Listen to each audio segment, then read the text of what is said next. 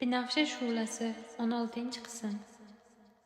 Solih jomadon ustiga o'tirgan holda qo'lini ko'ksiga qo'yib, og'ir-og'ir nafas chiqarardi.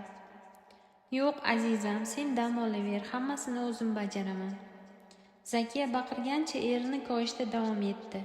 Qayerga o'tiraman? Hamma yoqni chang bosib yotibdi-ku. Shu payt Solih ochiq qoldirgan xonadon eshigining tashqarisida notanish erkakning ovozi eshitildi. Tozalab olgunlaringga qadar menikida qolishingiz mumkin. Solih o'zi tengi bir erkakning eshikdan boshini kiritib tabassum qilib turganini ko'rdi. Solih endi undan kimligini so'ramoqchi bo'lganida Zakiya chaqqonlik bilan gap boshladi. Siz kimsiz? Nega bizni poylab josuslik qilyapsiz? Erkak xonadon ichiga qadam tashladi va yuzidan tabassum arimagan holda dedi. Suhbatingizga aralashganim uchun uzr so'rayman, lekin ovozingiz butun qavatni egalladi-da. Solih, bezovta qilganimiz uchun uzr so'raymiz.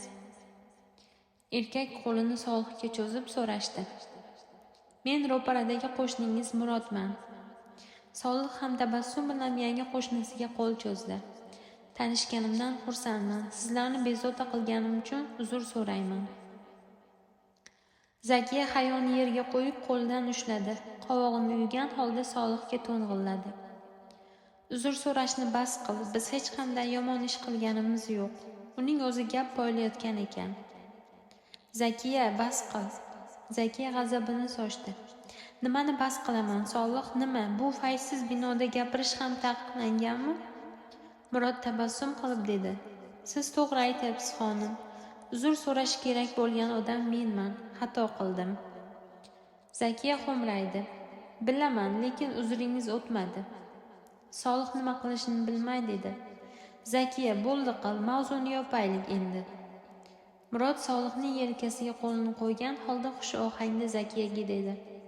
Xonim, uyimda dam olib turishingiz mumkin. Biz esa janob Solih bilan birgalikda xonadoningizni tozalab, hamma yoqni tartibga keltiramiz. Zakiya keskin ohangda, rafiqangiz bunga nima deydi? Men yolg'iz yashayman.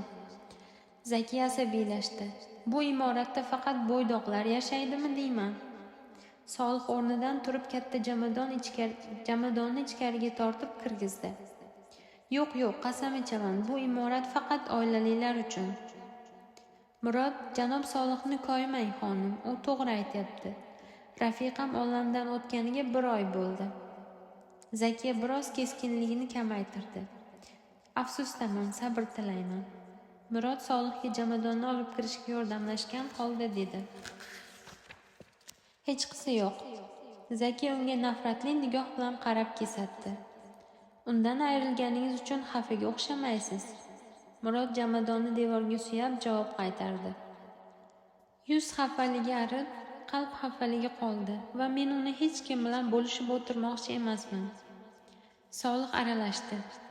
Zakiya, uni yana qancha tergov qilmoqchisan? U bizga yordam bermoqchiligini o'zi yetarli emasmi? Uni koyishimiz emas, rahmat aytishimiz kerak.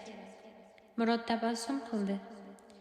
Biz qo'shnilarmiz, oramizda xushomadga o'rin yo'q. Sizlarga chin dildan yordam beryapman. Zakiya hayoni ko'targancha jahl bilan so'radi. O'sha uyingiz qayerda edi? Murod xonadon eshigi tomon kaftini keng ochib ishora qildi. Ro'parangizdagi xonadon, eshigi ochiq, marhamat. Zakiya eri va yangi qo'shnisining oldidan o'tgancha ming'irladi. Tezroq bo'larsizlar, dam olishni istayman. Zakiya hayoni qo'lda ko'targancha eshikdan chiqib ketdi. U chiqishi bilan Solih bilan Murod xonadonni tozalashni boshladilar. Zakiya Murodning uyiga kirgan zahot qo'li bilan burnini berkitdi. Bu qanday hid bo'ldi? Hayo uyni iskab, onasiga javob berdi. Apelsin. Zakiya xonadonning o'rtasida turgancha mebellarga takabburona razm soldi. Mebellari biznikidan hashamatliroq ekan. Onajon, meni yerga tushiring. Zakiya o'g'lini tushirdi. Azizim, biror narsani sindirib qo'yma tag'in, menga yaqin yur. Hayo e'tiborni tortadigan darajada tartibli va top-toza xonadon bo'ylab sayr qila boshladi. Xonadondagi antiqa buyumlar va go'zal portretlar har bir burchagiga nafislik bilan mohirona joylashtirib chiqilgandi.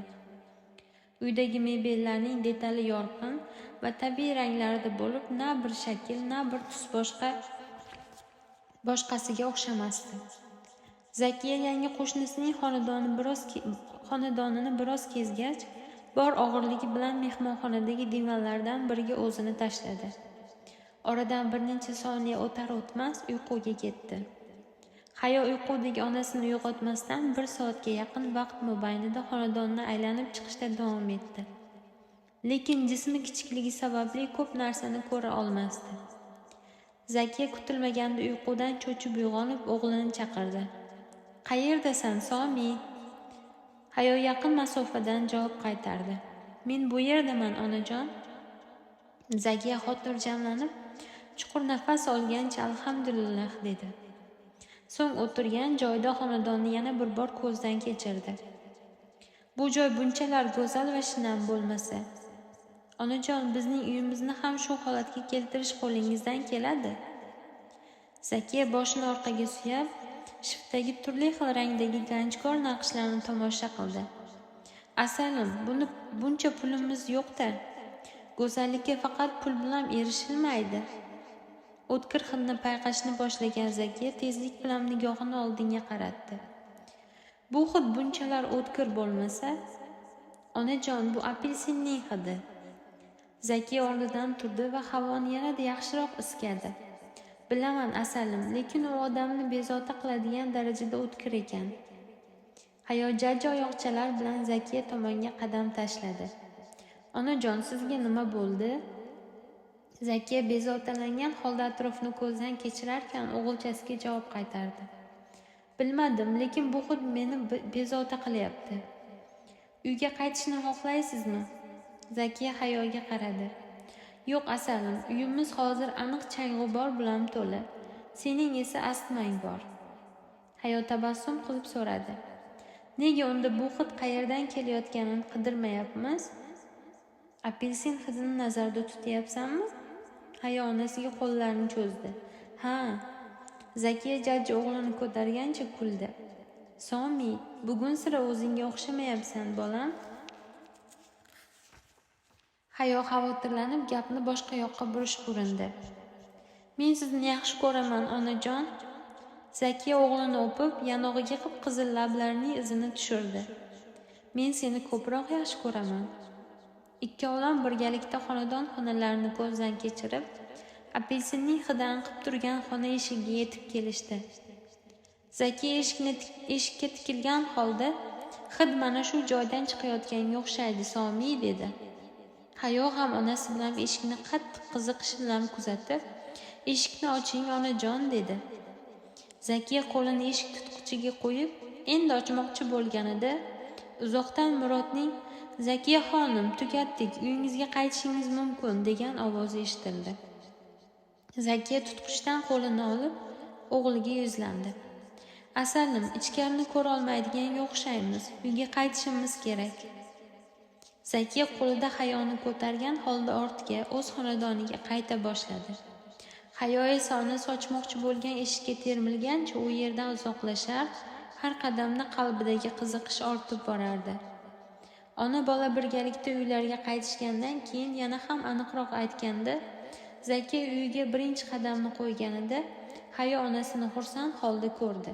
Chunki Zakiya uy oldinroq tark etilgan holatidan butunlay o'zgacha, top-toza, jihozlar did bilan go'zal shaklda tartiblangan edi. Zakiyaning ko'zlari quvnab turgan onda Solih tabassum qilib so'radi. "Qanday bo'libdi, azizam?" Ko'zlariga ishonolmayotgan Zakiya xursandligini yashira olmadi. "Zo'r, ajoyib" deb javob qaytardi. Solih tabassum qilgan holda qo'lini Murodning yelkasiga qo'ydi. "Bularning bari yuksak did sohibi bo'lmish yangi qo'shnimiz Murodning sharofati." Murod qo'shnisining qo'liga asta urib qo'ydi. "Yordamingizsiz aytarli ish qila olmagan bo'lardim." Zakiya keskin nigoh bilan qarab jerkidi. "Bir-biringizni maqtashni tugatarsiz balki. Bugun og'ir kun bo'ldi, dam olishni xohlayman." Murod tabassum qilgancha tashqariga chiqdi. Kutilmagan tashrif uchun uzr so'rayman. Tez orada yana ko'rishamiz degan umiddaman. Solih rafiqasiga taajjublangancha boqib, qo'shnisining ortidan ergashdi. To'xtab tur, Murod. Zakiya mehmonxonaga kirib, Hayoni divanga tushirgan ko'yi ming'irladi. O'zi bizga shunaqa tekinxo'r qo'shni yetishmay turgandi. Kunlar bir-birini quvib o'tar, Hayo esa asta-sekin 5 yashar bola hayotiga ko'nikib, hatto Zakiyaning haddan tashqari erkalashdan vaqti bilan zavqlanardi. Zakiya uni qattiq suyganidan yangi uyga ko'nikib olishni bahona qilib, Solihni boshqa xonada uxlashga majbur qildi va Hayoni o'zi bilan birga olib yotadigan bo'ldi. Hayoning bir maromdagi hayot tarzi bir kuni peshin paytida mehmonxonadan kelayotgan ota-onasining baqir-chaqir ovozidan uyg'onib ketguniga qadar davom etdi. Ular bir-biri bilan qattiq urushar. Tabiiyki bu janjalda Zakiyaning ovozi baland kelib, bisotidagi bor zaharli gaplarni bechora Solihning yuziga sochayotgan edi. Hayo baland karavotdan tushib, eshikka bordi va boshini cho'zib, nima sababdan janjal sodir bo'layotganini tushunish uchun baqir-chaqir ovozlarga quloq tuta boshladi. Zakiya qattiq asabiylashgan holda, "Kecha tunda qayerda eding?" deb so'radi. Solih hasrat bilan "Uxlayotgan edim, Zakiya" deb javob qaytardi. Zakiya ko'rsatkich barmog'ini Solihning yuziga qaratib, baland ovozda baqirdi. "Yolg'on gapirma, tongda xonangga kirganimda o'rningda yo'q eding. Qayerda eding?" "Ehtimol hammomda bo'lgandirman." Zakiya battar asabiylashib ketdi. "Gapni aylantirma, men o'zi hammomga chiqaman deb uyg'ongandim. U yerda hojatxona tozalagichidan boshqa narsani ko'rmadim. Yoki sen hojatxona tozalagichimisan? Men bilmay qoldimmi?" Solih jahl bilan javob qaytardi. "Men bilan bunday ohangda gaplashma." Zakiya ko'zini ola-kula qilib hayqirdi. "Rostini aytsang, bunaqa muomala ko'rmasding." "Ha, tashqariga chiqdim. Nima endi? Sendan so'rab tashqariga chiqamanmi?" "Tashqariga chiqding? Bunaqa paytda qayerga bording?" Solih nima deb javob berishni bilmasdan o'ychan holda jimib qoldi. Zakiya yanada keskin ohangda gap boshladi. Yangi yolg'on to'qishga urinma. Qayerga borganingni yaxshi bilaman."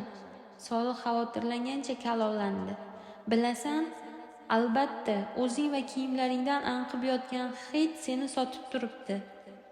Solih taajjublandi. "Hidim? Ha, hiding. Sendan kelayotgan ayollar atirining isi. Men bunaqa atir ishlatmayman." Solih masxaromiz tarzda iljaydi. "Meni boshqa ayol bilan birga edi deb o'yladingmi?" Hayo shu palla o'rtaga tushib, kattalashib ketmasdan janjalni to'xtatish lozimligini his qildi va eshikni taqillatib, uyqudan uyg'onganini bildirdi. Buni eshitgan Zakiya o'sha tomonga borib, eshikni ochgancha eriga o'qrayib jahl bilan "Bolani uyg'otding" dedi. Solih tashqariga chiqa turib dedi: "Unday bo'lsa u bilan qol." Zakiya Hayoni quchog'iga olib, uni erkaladi va eridan "Qayerga ketyapsan?" deb so'radi. Solih ortidan eshikni qarsillatib yopdi. "Boshqa jahannamga." Zakiya xo'rsingancha divanga o'tirib, g'azab bilan baqirdi. "Ahmoq!" Hayo onasini tinchlantirishga harakat qildi. "Otam yaxshi odam." Zakiya asabiylashdi. "Otang g'irt tentak." Hayo onasining so'zlaridan uni tinchlantirishga befoyda ekanini o'qib, sukut saqlashni afzal ko'rdi.